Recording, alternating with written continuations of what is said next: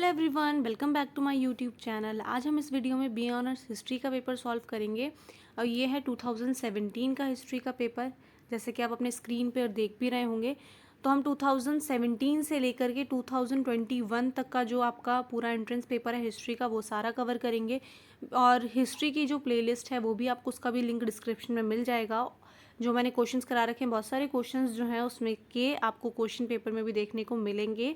और previous year question paper जो है आपके लिए इंपॉर्टेंट रोल इसलिए भी प्ले करते हैं क्योंकि प्रीवियस ईयर क्वेश्चन पेपर से जो है आपके हर साल 5 से 6 क्वेश्चन जो है वो रिपीट होते हैं और 5 to 6 मार्क्स जो है वो बहुत ज़्यादा इंपॉर्टेंट होते हैं। इवन कि 1 मार्क्स भी आपके लिए बहुत इंपॉर्टेंट होता है। कितनी बार पॉइंट के फ़र्क से भी आपका एडमिशन नहीं हो पाता है। तो इसीलिए जो है प्रीवियस ईयर क्वेश्चन पेपर की जो अहमियत है, इंपॉर्टेंस है, वो आपको समझना ज़रूरी है। तो इसीलिए आपको प्रीवियस ईयर क्वेश्चन पेपर बहुत अच्छे से सॉल्व करना है। हिस्ट्री का सिलेबस जो है वो भी मैंने डिस्कस करा रखा है और जब आपका फॉर्म आउट हो जाएगा और प्रोस्पेक्टस जब आपका न्यू वाला रिलीज़ होगा तो वहाँ पर हम हिस्ट्री का सिलेबस और बाकी जितने भी जो रेस्ट ऑफ द कोर्सेज होंगे उनकी सिलेबस, सीट्स, एलिजिबिलिटी, वो सारी बातें हम वहाँ पर अच्छे से और डिस्कस करेंगे। लेकिन अगर आपने सिलेबस नहीं देखा और आपको देखना है तो डिस्क्रिप्शन में आपको हिस्ट्री के सिलेबस का भी लिंक मिल जाएगा और जो हिस्ट्री की प्लेलिस्ट है, जो मैंने क्वेश्चंस कराए हैं, जो आपको एग्जाम में हेल्पफुल होंगे, आपको उसकी भी जो है प्लेलिस्ट मिल जाएगी। हिस्ट्री के साथ साथ पॉलिटी भी आपका इंपॉर्टेंट रोल प्ले करती है, तो आपको पॉलिटी की भी जो है प्लेलिस्ट डिस्क्रिप्शन बॉक्स में मिल जाएगी। तो आज हम इस वीडियो में 2017 का जो है जामिया मिलिया इस्लामिया का बी ऑनर्स हिस्ट्री का पेपर सॉल्व करेंगे। फर्स्ट क्वेश्चन है, PV Sindhu won silver medal in Rio 2016 Olympic games in. तो पीवी संधू बेसिकली यहाँ पर क्या है कि पीवी संधू ने सिल्वर मेडल जो है रियो ओलंपिक्स में 2016 में, बिकॉज ऑफ कि 2017 का पेपर है तो आपसे 16 के करंट अफेयर पूछे जा रहे हैं। आप जाएंगे आप 2022 का पेपर देने के लिए तो आपसे 21 से रिलेटेड कुछ पूछेंगे और बेसिकली जो आपको करंट अफेयर कवर करने हैं, जो आपका करंट अफेयर का पार्ट है वो इतना नहीं है हिस्ट्री में, बट जो आपको करंट अफेयर जो कवर करने हैं आप देख लीजिएगा 2021 अक्टूबर से जो है जब तक आप एग्ज़ाम ना होते तब तक आप जो है वो कवर कर सकते हैं करंट अफेयर्स अपने। तो यहाँ पर 2016 की बात की जा रही है। तो पीवी संधू ने जो है बेसिकली आप ऐसे भी याद ना रखें तो पीवी संधू का कितनी बार ऐसे स्पोर्ट्स भी पूछ लेते हैं। तो पीवी संधू का जो स्पोर्ट्स है वो कौन से स्पोर्ट्स से एसोसिएट करती हैं, वो करती हैं बैडमिंटन से। तो C is the right answer, badminton is the right answer. The epic Ramayana was written by, ये क्वेश्चन आपसे बहुत बार पूछा जाता है। इवन कि अगर आप हिस्ट्री ऑनर्स का जो है एग्ज़ाम नहीं भी देने वाले हैं, किसी और का एग्ज़ाम भी देने वाले हैं, किसी और बीए का कोर्स का एग्ज़ाम देने वाले हैं, उसमें भी आपसे ये क्वेश्चन पूछ लिया जाता है कि एपिक रामायण किसने लिखी है। So right answer is B, Valmiki ने लिखी है Ramayana. Ramayana was written by Valmiki, B is the right answer. Next question is the European that discovered India was. ये क्वेश्चन भी आपसे अलग अलग क्वेश्चन पेपर में आपको बहुत बार रिपीट होता हुआ नजर आ जाएगा कि इंडिया की डिस्कवरी किसने की थी। So right answer is A, Vasco da Gama ने की थी इंडिया की डिस्कवरी। कितनी बार आपसे पूछ लिया जाता है कि वास्को डी गामा ने जो है इंडिया की डिस्कवरी कौन से ईयर में की थी, तो आपको ईयर पता होना भी ज़रूरी है। तो ईयर क्या है, 1498 में जो है वास्को डी गामा ने इंडिया की डिस्कवरी की थी। से यहाँ पर राइट आंसर क्या है, ए। जितने भी स्टैटिक पोर्शन होगा आपके लिए, वो स्टैटिक पोर्शन आज भी आपके लिए इंपॉर्टेंट है, बट जो आपका करंट अफेयर से रिलेट करते हैं क्वेश्चंस, आप उन क्वेश्चंस को एज अ बेस ले करके आप उनको करंट सिचुएशन में जो है उनको लिंक करके आप उनको याद करके जाइएगा, क्योंकि जो 2016 और 17 का जो करंट अफेयर वाला पोर्शन है वो आपके लिए बिल्कुल बेसलेस होगा। बट हाँ, बेस आपके लिए कहाँ बनेगा कि क्वेश्चन किस टाइप के आ सकते हैं करंट अफेयर से, तो उस चीज़ में आपके लिए वो चीज़ हेल्प करेगी। Next question is the universal law of gravity was postulated by. आपसे यूनिवर्सल लॉ ऑफ ग्रेविटी, इसके ऊपर भी बहुत बार और डिफरेंट डिफरेंट क्वेश्चन पेपर्स में आपको जो है मिल जाएगा ये क्वेश्चन भी, बिकॉज ऑफ कि ये स्टैटिक पार्ट है। तो स्टैटिक पार्ट का जो क्वेश्चन है मैं फिर से कह रही हूँ कि वो आपके लिए बहुत इंपॉर्टेंट रोल प्ले करते हैं। तो यूनिवर्सल लॉ ऑफ ग्रेविटी कौन से साइंटिस्ट ने दिया था हमें? सो राइट आंसर क्या है, ये आपने 9th की साइंस में भी पढ़ा होगा, Newton's law of gravity. Even कि अगर आपके पास 11th-12th में वो फिजिकल एजुकेशन होगा तो आपको वहाँ भी ये पढ़ने को मिला होगा यूनिवर्सल लॉ ऑफ ग्रेविटी। तो ये किसने दिया था हमें? न्यूटन ने। So right answer is A. Next question is quit India movement was held in. Quit India movement जो है वो कौन से ईयर में हुआ था? So right answer is 1942। Because of कि आप हिस्ट्री का पेपर देने जा रहे हैं तो मॉडर्न हिस्ट्री जो है वो काफ़ी ज़्यादा जो है परसेंटेज रखता है। अगर आपने सिलेबस नहीं देखा है, once again I am saying, description में आपको लिंक मिल जाएगा, आप जाके अपना सिलेबस देख सकते हैं हिस्ट्री ऑनर्स का। और जो आपका वर्ल्ड हिस्ट्री जो है वो ओनली 10% आपका रेशियो रखता है। मॉडर्न हिस्ट्री जो है आपका अच्छा खासा वेटेज रखता है, और मिडिवल भी। तो आपको अच्छे से कवर करना है, वेटेज के हिसाब से पढ़िएगा, अच्छे से आपका जो है एंट्रेंस एग्जाम कवर हो जाएगा। तो क्विट इंडिया मूवमेंट कौन से ईयर में हेल्ड हुआ था? 1942 में। Next question is present Lok Sabha speaker is. तो यहाँ पर 2016 और 17 की बात हो रही है, इसीलिए जो ये ऑप्शंस हैं ये ऑप्शंस आपके लिए बिल्कुल भी रेलेवेंट नहीं है, बिकॉज ऑफ कि जो प्रेजेंट लोकसभा स्पीकर हैं उनका नाम इसमें नहीं मेंशन है। तो प्रेजेंट लोकसभा स्पीकर कौन है? ओम बिरला। ओम बिरला जी जो है जो है प्रेजेंट लोकसभा स्पीकर हैं, आपको इनका नाम याद रखना है। तो करंट लोकसभा जो स्पीकर हैं वो कौन है? ओम बिरला जी हैं। और ये वाले जो हैं ये उस टाइम के होंगे, तो इसीलिए आपके लिए ये ऑप्शन रिलेवेंट नहीं है। मैं आपको करंट वाला भी इसीलिए बताते हुए चल रही हूँ ताकि आपको उस पर एक्स्ट्रा मेहनत ना करनी पड़े। तो इस टाइप के जो भी स्टैटिक पार्ट हैं जो कि आपकी पॉलिटी से रिलेट करते हैं, तो आपको पॉलिटी जो है वो आपको करंट वाली ही याद रखनी है, बिकॉज ऑफ मिनिस्ट्री में चेंजेस होती रहती हैं, मिनिस्टर्स चेंज होते रहते हैं, तो आपको वो सारी चीज़ें प्रेजेंट की पता होनी चाहिए। द स्लोगन डू और डाई वॉज गिवन बाय। तो डू और डाई जो स्लोगन था वो किसने दिया था? करो या मरो का नारा किसने दिया था? So right answer is D, Mahatma Gandhi. Mahatma Gandhi ji ने स्लोगन दिया था डू और डाई। ये आपने छोटी क्लासेस में भी पढ़ा होगा। तो ये स्लोगन्स जो है आपके लिए ये भी बहुत इंपॉर्टेंट रोल प्ले करते हैं, आपको स्लोगन्स भी पता होना चाहिए। तो डू और डाई का स्लोगन किसने दिया था? महात्मा गांधी जी ने दिया था। Next question is the highest Indian national award is. Highest Indian national award कौन सा है? So right answer is D. ये मैं आपको अपनी पॉलिटी सीरीज में ही बहुत अच्छे से करा चुकी हूँ। इवन की जो मॉडर्न हिस्ट्री के जो क्वेश्चंस गए हैं ये सारे आपको मेरी जो है हिस्ट्री सीरीज़ में वो क्वेश्चंस आपको अच्छे से मिल जाएंगे देखने को। इवन मैंने वहाँ पे बहुत अच्छे से वो चीज़ें और एक्सप्लेन की हैं। तो हाईएस्ट इंडियन नेशनल अवार्ड कौन सा है? भारत रत्न है। भारत रत्न कितनी बार आपसे ये भी पूछ लेते हैं क्वेश्चन में कि भारत रत्न अवार्ड जो है वो कौन से ईयर में जो है स्टार्ट किया गया था? तो जो स्टार्टिंग ईयर है वो याद रखिएगा, 1954 में जो है भारत रत्न अवार्ड जो है वो स्टार्ट किया गया था। पॉलिटी सीरीज़ में मैंने आपको ये भी बताया कि पहले जो रिसिपेंट रहे थे जिन 3 लोगों को भारत रत्न अवार्ड मिला था उनके क्या क्या नाम था, जो कि आपसे पूछ लिया जाता है। तो पॉलिटी सीरीज़ जब आप देखेंगे तो आपको वहाँ पर वो चीज़ें अच्छे से क्लियर हो जाएगी। तो 1954 में जो है भारत रत्न अवार्ड स्टार्ट हुआ था, ये हाईएस्ट इंडियन नेशनल अवार्ड है। Next question is the largest gland in human body is. तो लार्जेस्ट ग्लैंड जो है ये क्वेश्चन भी आपको बहुत बार जो है डिफरेंट क्वेश्चन पेपर में मिल जाएगा। तो लार्जेस्ट ग्लैंड ह्यूमन बॉडी का कौन सा है? वो right answer is D, liver is the largest gland in human body. तो जितना भी स्टैटिक पार्ट है जो बार बार रिपीट होता है वो आपको बहुत अच्छे से करना है कि इवन आपको ये 2021 में भी जो अगर आप डिफरेंट बी ऑनर्स के जो रेस्ट ऑफ द कोर्सेज हैं उनके आप पेपर को एनालाइज करेंगे तो वहाँ भी आपको देखने को मिलेगा कि इस टाइप के क्वेश्चंस जो हैं हर क्वेश्चन पेपर में आपको देखने को ज़रूर मिलेंगे। ये बात सिर्फ हिस्ट्री की नहीं है, अगर आप किसी और भी मतलब हिस्ट्री के अलावा भी और कोई और भी आप सब्जेक्ट का एंट्रेंस देने की प्रिपरेशन कर रहे हैं तो आपके लिए ये उसके लिए भी इम्पॉर्टेंट है, बिकॉज ऑफ कि ये बेसिक साइंस है। 6th क्लास में पढ़ाया जाता है largest gland in human body. तो largest gland in human body कौन क्या है? Liver. D is the right answer. I hope कि जो भी मैंने अभी आपको समझाया वो सारी चीज़ें अच्छे से क्लियर हो गई होंगी। Next question is the son of soil doctrine concern with. So right answer क्या है यहाँ पे? B, regionalism is the right answer. ये आपका पॉलिटी सेक्शन का क्वेश्चन है और ये आपको अच्छे से आना चाहिए। इवन की पॉलिटी जो है हर एग्जाम में बहुत ज़्यादा मार्क्स वेटेज रखती है, पर ये आपका हिस्ट्री का पेपर है तो हिस्ट्री यहाँ पर आपके लिए बहुत ज़्यादा इंपॉर्टेंट है। But of the rest of the courses में हिस्ट्री इतनी इंपॉर्टेंट नहीं होती है, बट हिस्ट्री ऑनर्स में तो हिस्ट्री आपके लिए बिल्कुल मस्ट ही है। बट इसका मतलब ये नहीं कि आप पॉलिटी छोड़ देंगे, बिकॉज ऑफ कि मॉडर्न हिस्ट्री से ही पॉलिटी जो है वो बनती है। 1946 के से आपकी जो है वो इंडियन पॉलिटी शुरू हो जाती है और उसमें आपका हिस्ट्री पार्ट भी है पूरा।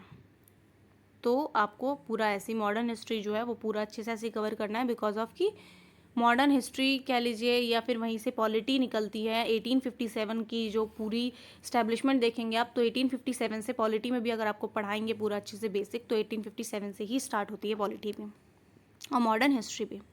The son of soil doctrine concern with regionalism, B is the right answer. Next question है sati was declare a punishable offence in, sati कौन से ईयर में पनिशेबल ऑफेंस जो है वो डिक्लेयर कर दिया गया था। ये सारी चीज़ें मैं हिस्ट्री सीरीज में अच्छे से करा चुकी हूँ। सती जो है सती के लिए किन्होंने लड़ाई करी थी, राजा राम मोहन रॉय और लॉर्ड विलियम बेंटिक ने, ये सारी चीज़ें हम वहाँ पर अच्छे से कवर कर चुके हैं। यहाँ पर आपसे पूछा जा रहा है कि कौन से ईयर में पनिशेबल ऑफेंस डिक्लेयर करा गया था सती को। So right answer is 1829। Sati declare कर दिया गया था पनिशेबल ऑफेंस कौन से ईयर में, 1829 में सती को डिक्लेयर कर दिया गया था punishable offence. Next question is Indian standard time is the local time of, so right answer क्या है यहाँ पे, बी इलाहाबाद। इलाहाबाद के पास जो मिर्ज़ापुर है, तो Indian standard time 82 degree 30 minutes जो हम टाइम लेके चलते हैं, जो इंडियन स्टैंडर्ड टाइम जो अगर आपको जोग्राफिकली पता है तो इंडियन स्टैंडर्ड टाइम जो है 82 degree 30 minutes, 82 degree 30 minute east जो लॉन्गिट्यूड है वहाँ से कहाँ से गुजरती है, ये मिर्ज़ापुर से गुजरती है। जो हमने टाइम जोन डिवाइड करा है वो 82 डिग्री 30 मिनट ईस्ट से डिवाइड करा है, और वो बिल्कुल जो एग्जैक्ट लाइन है वो कहाँ से गुजरती है, वो गुजरती है मिर्ज़ापुर से। और मिर्ज़ापुर कहाँ है, इलाहाबाद के पास है। और ईस्ट इसलिए बिकॉज ऑफ कि इंडिया जो है वो पूरा ईस्टर्न हेमिस्फीयर में आता है। ये सारी जोग्राफिकल टर्म्स हैं, और जिन्होंने जोग्राफी की अंडरस्टैंडिंग होगी वो इजीली ये चीज़ें अच्छे से समझ सकते हैं। आई होप कि ये चीज़ आपको अच्छे से क्लियर हो गई होगी। Next question is what is the precise time taken by earth for one rotation, ये भी आपका ज्योग्राफी से रिलेटेड क्वेश्चन है। अर्थ को जो है एक रोटेशन पूरा करने में कितना टाइम लगता है। तो यहाँ पर आप बहुत सारे बच्चे अब ये सोचेंगे कि 24 आवर्स लगते हैं, ये तो हमें पता ही है, ये कितना इजी क्वेश्चन है। तो ऐसा नहीं है। 24 आवर्स अगर आप मार्क करके आएंगे तो ये जो है ये आपका आंसर गलत हो जाएगा, बिकॉज ऑफ कि अर्थ को एक रोटेशन पूरा करने में 23 आवर 56 मिनट 4.09 सेकेंड्स लगते हैं। B is the right answer. जो लीप ईयर जिसे हम कहते हैं, जो लीप ईयर 4 साल में एक बार आता है, वो लीप ईयर क्यों आता है, बिकॉज ऑफ कि ये जो टाइम है, जो टाइम यहाँ पर बचता है हमारा 56 मिनट 4.9 सेकेंड को हम पूरा 24 आवर अप्रॉक्स बोलते हैं, राइट। तो जो टाइम बचता है वो टाइम ऐड होकर के पूरा जो 4th ईयर में जो हम लीप ईयर होता है वो पूरा एक दिन माना जाता है, इसीलिए हम वो हर 4 साल के बाद उसे लीप ईयर जो है लीप ईयर ऐड हो जाता है 29 फेब, राइट। तो यहाँ पर क्या है, ये भी आपका जोग्राफिकल क्वेश्चन है। तो आपसे जब भी कभी भी कोई भी पूछ ले कि अर्थ को रोटेशन कंप्लीट करने में, एक रोटेशन कंप्लीट करने में कितना टाइम लगता है, तो आप क्या बताएंगे, 23 hours 56 minute 4.09 seconds. B is the right answer. Next question is the partition of Bengal was revoked by the British government in the year, partition of Bengal कब किया गया था। सो राइट आंसर इज 1905 में लॉर्ड कर्जन ने किया था। ये सारी चीज़ें हम पॉलिटी सीरीज़ और हिस्ट्री सीरीज़ दोनों में ही बहुत अच्छे से कवर कर चुके हैं। तो जब अगर आप वो सीरीज़ देखते हैं जाकर तो आपके बहुत सारे डाउट जो हैं वो क्लियर हो जाएंगे। तो पार्टीशन ऑफ बंगाल जो है वो ब्रिटिश गवर्नमेंट ने कौन से ईयर में करा था, 1905 में करा था। आपसे ये क्वेश्चन भी पूछ लिया जाता है कि पार्टीशन ऑफ बंगाल कौन से वॉइसराय ने करा था, तो वो करा था लॉर्ड कर्जन ने। तो आपको उनका नाम भी याद रखना है। Next question is the present chief election commissioner is, ये 2016 और 17 की बात है, तो वहाँ पर उस हिसाब के प्रेजेंट के जो है वो आपको ऑप्शन दे रखे हैं जो कि अभी आपके लिए बिल्कुल ही यूज़लेस हैं। तो इन ऑप्शंस की तरफ बिल्कुल ध्यान मत दीजिएगा। प्रेजेंट चीफ इलेक्शन कमिश्नर जो है वो आप देख कर जाइएगा कि प्रेजेंट में कौन है chief election commissioner, chief justice कौन है प्रेजेंट चीफ जस्टिस, और स्टेट इलेक्शन कमिश्नर कौन है। ये सारी चीज़ें जो छोटी छोटी चीज़ें हैं वो आप करंट वाले अच्छे से देख कर जाइएगा। तो यहाँ पर आपसे जो पूछा जाएगा वो पूछा जाएगा बिहाफ ऑफ 2022। तो प्रेजेंट चीफ इलेक्शन कमिश्नर कौन है अभी। सो present chief CIC chief election commissioner of India कौन है, सुशील चंद्रा। तो आपको इनका भी नाम याद रखना है बिकॉज ऑफ कि प्रेजेंट हैं। प्रेजेंट लोकसभा स्पीकर कौन है, Om Birla. Present chief election commissioner कौन है, Sushil Chandra. Next question is the Rowlatt act was passed in the year, Rowlatt act कौन से ईयर में पास किया गया था? सो राइट आंसर इज 1919 में। C is the right answer. 1919 में रॉलेट एक्ट को पास किया गया था। Next question is the famous book caste in Indian politics is authored by. तो Indian caste in Indian politics जो बुक है किसने लिखी है? So right answer is professor Rajni Kothari ने ये बुक लिखी है। बुक्स जो हैं वो हमेशा ही आपके लिए इंपॉर्टेंट रोल प्ले करेंगी, प्रेजेंट वाली भी, एंशियंट टाइम की, मिडिवल टाइम की जितनी भी बुक्स हैं। अगर आप हिस्ट्री का पेपर देने जा रहे हैं तो आपको एंशियंट एंड मिडिवल और मॉडर्न इन तीनों की ही बुक्स को अच्छी तरह आपको एक्नॉलेज होना चाहिए कि कौन कौन से राइटर्स हैं और फेमस बुक्स कौन सी हैं। तो caste in Indian politics is the author by professor Rajni Kothari, B is the right answer. Battle of Panipat was fought during. तो थर्ड बैटल ऑफ पानीपत कौन से ईयर में हुई थी? सो राइट आंसर इज 1761 में हुई थी third battle of Panipat. First battle of Panipat कब हुई थी? 1526 में। देन सेकेंड बैटल हुई थी 1556 में एंड थर्ड बैटल हुई थी 1761 में।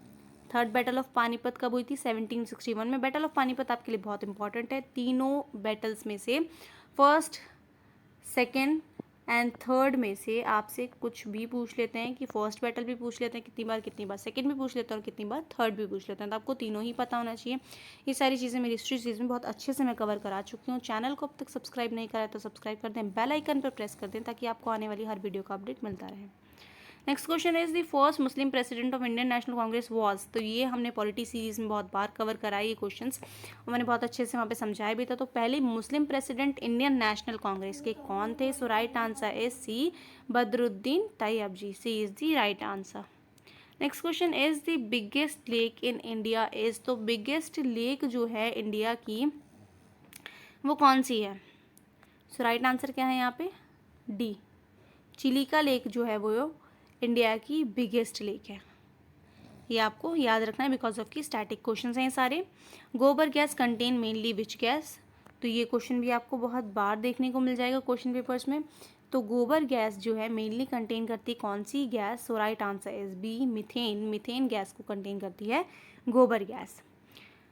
B is the right answer, methane. Next question is DPT is a vaccine for. DPT जो है वो किस चीज़ की वैक्सीन है? So right answer is B, diarrhoea, whooping cough and tetanus की जो वैक्सीन है वो कौन सी होती है? DPT. Next question is Deepa Karmakar is associated with. Deepa Karmakar जो कौन से स्पोर्ट्स से एसोसिएट करती हैं? So right answer is C, gymnastic. अभी रिसेंटली जो टोक्यो ओलंपिक्स हुए हैं उनके जितने भी स्पोर्ट्स जिन्होंने भी गोल्ड मेडल लिया है, सिल्वर मेडल लिया है, इंडिया के कितने मेडल्स आए हैं, तो ये सारी चीज़ें आपको पता होना बहुत ज़रूरी है बिकॉज ऑफ की एग्जाम पॉइंट ऑफ व्यू से वो सारी चीज़ें बहुत इंपॉर्टेंट हैं। Next question is who is the present human resource development minister of India. यहाँ पर प्रेजेंट की बात हो रही है तो यहाँ पर 16 और 17 के रिलेटेड ऑप्शंस जो हैं वो आपके लिए किसी काम के नहीं हैं। प्रेजेंट जो हैं ह्यूमन रिसोर्स डेवलपमेंट मिनिस्टर जो हैं वो हैं धर्मेंद्र प्रधान। और ह्यूमन रिसोर्स डेवलपमेंट मिनिस्ट्री का नाम रिसेंटली चेंज किया गया है। इसका नाम क्या करा गया है? मिनिस्ट्री ऑफ एजुकेशन रख दिया गया है। पहले प्रीवियस नेम क्या था? Human resource development. आपसे ये क्वेश्चन भी बन सकता है कि मिनिस्ट्री ऑफ एजुकेशन का प्रीवियस नाम क्या था? तो प्रीवियस नाम था ह्यूमन रिसोर्स डेवलपमेंट और करंट नेम क्या है? मिनिस्ट्री ऑफ एजुकेशन, जिसके जो करंट प्रेसिडेंट हैं वो कौन है? Dharmendra Pradhan.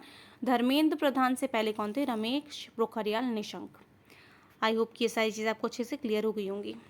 Next question is Sakshi Malik won bronze medal in the 2016 Olympic game in. तो साक्षी मलिक जो है बेसिकली कौन से स्पोर्ट्स से रिलेट करती हैं? So right answer is B, wrestling से। और यहाँ पर रियो ओलंपिक की बात बार बार इसलिए आ रही है बिकॉज ऑफ कि 2016 में वही हुए थे और अभी जो आपके टोक्यो ओलंपिक हैं वो आपके लिए बहुत इंपॉर्टेंट हैं। वहाँ पर कितने मेडल वहाँ जो है, मैं दोबारा से ये चीज़ रिपीट कर रही हूँ कि आपको मेडल्स भी पता होने चाहिए कि इंडिया ने कितने गोल्ड लिए, कितने सिल्वर और कितने ब्रॉन्ज मेडल लिए। और स्पेशली गोल्ड और सिल्वर वाले जो मेडलिस्ट थे, इवन की बहुत बार देखें आप ब्रॉन्ज मेडल भी पूछा गया है। तो ब्रॉन्ज मेडल है इसका मतलब ये नहीं कि आप उन जो है स्पोर्ट्स जो पर्सन है उनको इग्नोर कर देंगे। आप कुछ भी इग्नोर नहीं कर सकते। टोक्यो ओलंपिक जो है इस बार के लिए आपके लिए बहुत इंपॉर्टेंट है। When Indian constitution was adopted. तो इंडियन कॉन्स्टिट्यूशन जो है यहाँ पर आपसे पूछा गया है कब अडॉप्ट किया गया था। ये मैं आपको डिफरेंस बहुत अच्छे से समझा चुकी हूँ अपनी पॉलिटी सीरीज़ में कि अडॉप्ट का क्या मतलब होता है और केम इनटू फोर्स का क्या मतलब होता है। तो मैं ये चीज़ आपको बहुत अच्छे से क्लियर कर चुकी हूँ पॉलिटी सीरीज़ में आपको। तो यहाँ पर देखिए, आपको कंफ्यूज करने के लिए 26 जनवरी 1950 भी दिया गया है, 26 जनवरी 1949 भी दिया गया है। तो जो लोग मेरी पॉलिटी सीरीज़ पहले से ही देखते आ रहे हैं उन्हें अच्छी तरह इसका आंसर पता है कि इसका आंसर क्या होगा, बट मैं आपके लिए यहाँ पर दोबारा से एक्सप्लेन कर देती हूँ कि बेसिकली यहाँ पर पूछा जा रहा है कि कॉन्स्टिट्यूशन कब अडॉप्ट करा गया। अगर यहाँ पर अडॉप्ट वर्ड ना होकर केम इनटू फोर्स होता तब आपका आंसर क्या होता, 26 जनवरी 1950 होता। अगर यहाँ पर अडॉप्ट वर्ड हटा करके केम इनटू फोर्स होता, मतलब कि कब लागू किया गया। पर यहाँ पर आपसे क्या पूछा जा रहा है कि कब अडॉप्ट किया गया। तो अडॉप्ट कब किया गया था, 26 नवंबर 1949 को इंडियन कॉन्स्टिट्यूशन को अडॉप्ट किया गया था। D is the right answer. 26 नवंबर 1949, जिसे हम कॉन्स्टिट्यूशन डे और law day, national law day के तौर पे भी मनाते हैं 26 नवंबर को। तो आपसे ये क्वेश्चन भी आ सकता है डेज में जो पूछे जाते हैं कि कौन कौन से डेज। तो 26 नवंबर को कॉन्स्टिट्यूशन डे भी मनाते हैं, 26 नवंबर को नेशनल लॉ डे भी सेलिब्रेट किया जाता है। तो मैंने आपको अपनी पॉलिटी सीरीज़ में ये चीज़ बहुत अच्छे से बताई थी कि कॉन्स्टिट्यूशन बनने में 2 years 11 month एंड 18 days लगे थे। 2 year 11 month एंड 18 days लगे थे। तो अप्रॉक्सीमेटली कितनी बार आपसे ये भी पूछ लेते हैं कि कॉन्स्टिट्यूशन बनने में कितना टाइम लगा था। अगर वहाँ पर आपसे बोला गया है कि अप्रॉक्स 3 year, तो वहाँ पर वो आंसर ठीक होगा। लेकिन अगर आपको पूरा डिटेलिंग में दिया होगा तो वहाँ पर क्या आंसर ठीक होगा, 2 year 11 month and 18 days। Constitution बनने में 2 साल 11 महीने और 18 दिन लगे थे। और कॉन्स्टिट्यूशन को अडॉप्ट कब करा गया था, 26 नवंबर 1949 को। और केम इनटू फोर्स कब आया था, 26 जनवरी 1950 को। और 26 जनवरी 1950 को ही क्यों हम केम इनटू फोर्स में लेकर आए थे कॉन्स्टिट्यूशन, ये सारी चीज़ें मैंने आपको अपनी पॉलिटी सीरीज़ में बहुत अच्छे से एक्सप्लेन की थी कि 26 जनवरी को याद क्यों रखा, मतलब रखने के लिए 26 जनवरी को ही हमने कॉन्स्टिट्यूशन उसी दिन अडॉप्ट करा। तो वो उसके पीछे एक रीज़न है, वो आप पॉलिटी सीरीज़ देखेंगे तो वहाँ पर आपको अच्छे से मैंने समझाया है। Next question is which state has the largest number of Lok Sabha members. तो कौन से स्टेट में जो है largest number of Lok Sabha members होते हैं। सो राइट आंसर इज ए, उत्तर प्रदेश। ये सारी बातें हम पॉलिटी सीरीज़ में काफ़ी अच्छे से कर चुके हैं। इवन की हिस्ट्री सीरीज़ के भी बहुत सारे क्वेश्चन जो हैं मैंने आपको कराए हैं और वो इस क्वेश्चन पेपर में आपको नज़र आ भी रहे होंगे। तो A is the right answer. Uttar Pradesh जो है लार्जेस्ट नंबर ऑफ लोकसभा जो है मेंबर्स जो कहाँ से होते हैं, उत्तर प्रदेश से। Next question is Panchayati Raj was introduce in India in कौन से ईयर में होता है, 1959 में। ये सारी बातें हम कर चुके हैं पॉलिटी सीरीज में ऑलरेडी। 1959 में पंचायती राज जो है वो इंट्रोड्यूस किया गया था। और फर्स्ट स्टेट कौन सा था, राजस्थान था, जिसने पंचायती राज जो है वो अडॉप्ट किया था। तो आपसे फर्स्ट स्टेट भी पूछ सकते हैं, तो वहाँ पर वो सारी चीज़ें मैंने काफ़ी अच्छे से कवर कराई है। तो आप बेसिकली ये है आपका हिस्ट्री का पेपर, पर हिस्ट्री से ही पॉलिटी निकल रही है, तो यहाँ पर आपको वो सारे क्वेश्चन भी बहुत देखने को मिल रहे हैं। तो यहाँ पर इज द राइट आंसर, 1959 को पंचायती राज इंस्टीट्यूशन को अडॉप्ट किया गया था। Next question is which is the land of rising sun. Land of rising sun किसे कहा जाता है। So right answer is C, Japan को जो कहा जाता है land of rising sun. Next question is the most populous city in the world is. So right answer is B, Tokyo. Next question is seismography is the science of. तो seismography जो है वो किस चीज़ को मेजर करता है। So right answer is D, earthquake की measurement जो है कौन से डिवाइस से की जाती है, उस डिवाइस का नाम क्या है, seismograph. Next question is Kathakali dance form is associated with which state. तो कथकली जो है वो कौन से स्टेट का डांस फॉर्म है। तो आपको क्लासिकल डांसेस पता होने चाहिए, फोक डांसेस पता होने चाहिए हर स्टेट के, बिकॉज ऑफ की डांस फॉर्म आपसे बहुत बार क्वेश्चन पेपर में पूछा जाता है। सो राइट आंसर क्या है यहाँ पे, P, Kerala is the right answer. Kathakali जो है डांस फॉर्म है किसका, केरला का। बट अगर आपसे सिर्फ और सिर्फ कथक पूछ लिया जाए तो कथक में ऑप्शन क्या होगा, उत्तर प्रदेश सही होगा। कथकली जो है डांस फॉर्म है वो है केरला का, बट सिर्फ कथक जो है वो डांस फॉर्म है उत्तर प्रदेश का। तो ये चीज़ आपको बहुत अच्छे से माइंड में सेट कर लेनी चाहिए। सिर्फ कली हटा दें और सिर्फ कथक की बात करें तो राइट आंसर क्या होगा आपका फिर, यूपी, मतलब कि Uttar Pradesh is the right answer हो जाएगा वहाँ पर यहाँ पे कथकली की बात करी जा रही है तो Kathakali is dance form of the Kerala. तो क्वेश्चन को बहुत अच्छे से पढ़िएगा। Which countries currency is Ngultrum. तो निगलुतरम जो है वो किस कंट्री की करेंसी है, आपको करेंसीज की भी नॉलेज होनी चाहिए। So right answer is C, Bhutan की जो करेंसी है उसको क्या कहते हैं, निगलुतरम, और बांग्लादेश की जो है उसको क्या कहते हैं, टका। तो यहाँ पर निगलुतरम जो है वो आपकी कौन सी करेंसी है, भूटान की। C is the right answer. Next question is which one of the following monuments in Delhi is not a world heritage site. कौन सा मॉन्यूमेंट है दिल्ली में, यहाँ पर देखिए गौर से, यहाँ पर नॉट लिखा है जो कि आप स्किप कर देते हैं एग्जाम की हड़बड़ी में। यहाँ पर नॉट पूछा गया है कि कौन सा मॉन्यूमेंट ऐसा है जो वर्ल्ड हेरिटेज साइट में दिल्ली की मेंशन नहीं है। So right answer is B, Jantar Mantar. Red fort, Humayun tomb and Qutub Minar जो है वर्ल्ड हेरिटेज लिस्ट में है, बट जो जंतर मंतर है वो लिस्ट में नहीं है। So B is the right answer. Next question is branch of knowledge which studies coin is called. तो आपको स्टडीज की भी नॉलेज होनी चाहिए कि किस स्टडी को क्या कहते हैं। So right answer is coin की स्टडी यहाँ आपसे पूछी जा रही है। So right answer is B, numismatics जो होती है वो coins. The Harappan civilization was discovered in, तो हरप्पन सिविलाइजेशन जो है वो कौन से ईयर में डिस्कवर की गई थी। So right answer is B, 1920 to 21। कितनी बार आपसे डायरेक्ट एग्जैक्ट पूछा जा सकता है कि 1920 दे सकते हैं ऑप्शन में, या फिर 1921 भी दे सकते हैं, लेकिन कभी भी एक साथ नहीं आएगा बिकॉज ऑफ कि इन दोनों जो है ईयर्स में कॉन्ट्रडिक्शन है। तो दोनों में से कोई एक ही ऑप्शन आएगा। आपको 1920 भी याद रखना, 1921 भी याद रखना है डिस्कवरी ऑफ हरप्पन सिविलाइजेशन के लिए। तो यहाँ पर दोनों साथ में दिया गया, तो राइट आंसर होगा B, 1920 to 21। Next question is which one of the following Veda is the oldest Veda. ये एग्जामिनर का बहुत फेवरेट क्वेश्चन है, आपको मोस्ट ऑफ द पेपर में क्वेश्चन देखने को मिलेगा कि ओल्डेस्ट वेदा जो है वो कौन सा वेदा है। So right answer is D, Rig Veda is the oldest Veda. D is the right answer, Rig Veda is the right answer. According to Buddha at the root of all human being misery was.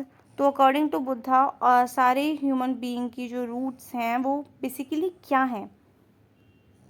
So right answer is A, according to Buddha human being को कौन सी चीज़ destroy कर देती है। So right answer is A, human being की desire. A is the right answer. Next question is the president of India can be nominated to the Rajya Sabha. कितने members को जो प्रेसिडेंट ऑफ इंडिया है वो नॉमिनेट कर सकते हैं राज्यसभा के लिए। So right answer is C, 12 members को।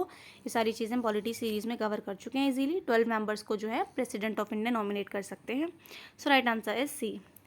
Next question is the Manas wild life sanctuary is located in the state. Manas wild life sanctuary जो है वो कौन से स्टेट में लोकेटेड है।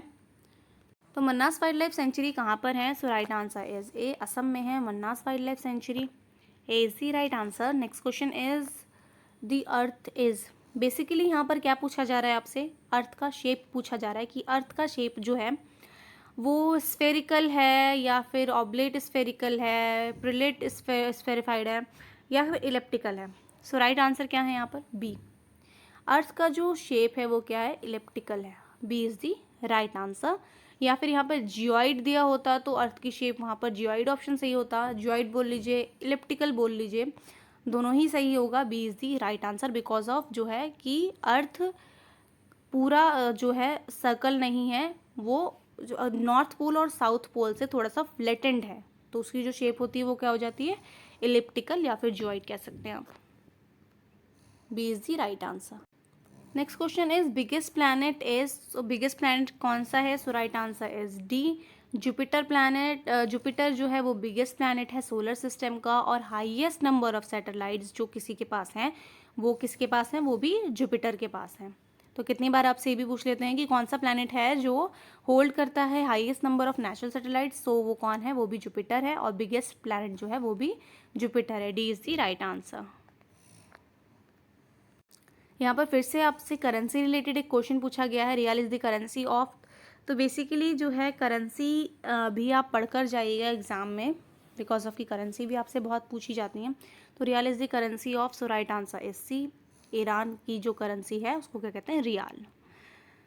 Next question is who among the following was called the light of Asia. किसे कहा जाता है light of Asia. So right answer is C, Buddha को जो माना जाता है लाइट ऑफ एशिया कहा जाता है।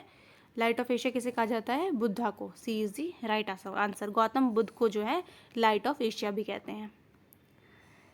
Next question is who introduce iqta system. तो इक्ता सिस्टम जो है वो किसने इंट्रोड्यूस करा था। So right answer is A, Iltutmish ने जो है वो इंट्रोड्यूस करा था iqta system. Iqta system was introduced by Iltutmish is the right answer. Next question is the Ashokan inscription are mostly written in, तो अशोकन इंस्क्रिप्शन जो है वो ज़्यादातर कौन सी लैंग्वेज में लिखी गई हैं? सो राइट आंसर इस प्रकृति, ब्रह्मी और प्रकृति लैंग्वेज में जो लिखी गई है। अशोकन इंस्क्रिप्ट जो लिखी गई कौन सी लैंग्वेज में लिखी गई है? ब्रह्मी और प्रकृति लैंग्वेज में, और खुरुश्ती और इंडो ग्रीक लैंग्वेज में लिखी गई है मोस्ट ऑफ द इंस्क्रिप्शन। तो यहाँ पे प्रकृति दिया गया है तो D is the right answer. Brahmi दिया होता तो वो भी राइट आंसर होता। खुरुश्ती और इंडो ग्रीक लैंग्वेज में भी इंडो ग्रीक इन्फ्लुएंस भी दिखता है अशोकन इंस्क्रिप्शंस में। Next question is who was the writer of the play entitled Nil Darpan which vivid portrayed the operation of peasant by planter after 1957। Basically यहाँ पर राइटर पूछे जा रहे हैं इस प्ले का नाम क्या है? नील दर्पण। और बेसिकली जो 1857 में जो हमारा फर्स्ट वॉर ऑफ इंडिपेंडेंस हुई थी उस प्ले का नाम क्या है? नील दर्पण। तो उनके राइटर कौन थे? So right answer is B, Deen Bandhu Mitra जो हैं वो राइटर थे इसके। B is the right answer. Next question is who was the main architect of the tomb of Humayun built at Delhi. तो बेसिकली यहाँ पर क्या पूछा जा रहा है? आर्किटेक्ट पूछा जा रहा है। कौन थे हुमायूं टॉम्ब के architecture? So right answer is B, Mirak Mirza Ghiyas जो थे वो इसके आर्किटेक्चर थे। B is the right answer. Next question is Atal mosque at Jaunpur was built by. तो अटल मॉस्क जो है किसने बनवाया था? So right answer is D, Sharqi sultans ने बनवाया था Atal mosque. D is the right answer. ये है हमारा इस क्वेश्चन पेपर का 50th question and I hope कि आपको जो मैंने अब तक समझाया है वो सारी चीज़ें अच्छे समझ में आ गई होंगी। टोटल आपके जो इस क्वेश्चन पेपर में हैं वो 100 क्वेश्चंस हैं जो कि हम एक साथ कवर नहीं करेंगे बिकॉज ऑफ कि बहुत सारे स्टूडेंट ऐसे हैं जो कहते हैं कि मैम वीडियो की लेंथ जो है वो थोड़ी छोटी रखा करें। तो इसीलिए मैं जो क्वेश्चन पेपर को है वो इसको 2 पार्ट में डिवाइड कर देती हूँ ताकि आप लोगों को प्रॉब्लम ना हो और आप लोग अच्छे से पढ़ पाएँ। तो 50 क्वेश्चन हम इस पार्ट में कर लेते हैं कवर और नेक्स्ट 50 क्वेश्चन जो है वो हम इसके सेकेंड पार्ट में कवर करेंगे। तो इस फर्स्ट पार्ट का जो लास्ट क्वेश्चन है वो क्या है? जल्लीकट्टू ए bull taming sports festival is practised in which Indian state. तो जल्लीकट्टू क्या है? बेसिकली एक बुल टेमिंग स्पोर्ट्स है जिसे एक फेस्टिवल के तौर पे मनाते हैं कौन से इंडियन स्टेट में? So right answer is C, Tamil Nadu में जो है जल्लीकट्टू फेस्टिवल मनाया जाता है। और ये आपसे बहुत बार पूछ लिया जाता है ये क्वेश्चन भी, तो आपको ये सारी चीज़ें अच्छे से याद रखनी। आई होप कि जो मैंने आपको चीज़ें समझाई हैं वो आपको अच्छे समझ में आ गई होंगी। वीडियो कैसी लगी मुझे कमेंट सेक्शन में ज़रूर बताइएगा। वीडियो अच्छी लगी तो वीडियो को लाइक कर दें, चैनल को अब तक सब्सक्राइब नहीं करें तो सब्सक्राइब कर दें, बेल आइकन प्रेस कर दें ताकि आपको आने वाली हर वीडियो का अपडेट मिलता रहे। मिलते हैं नेक्स्ट वीडियो में।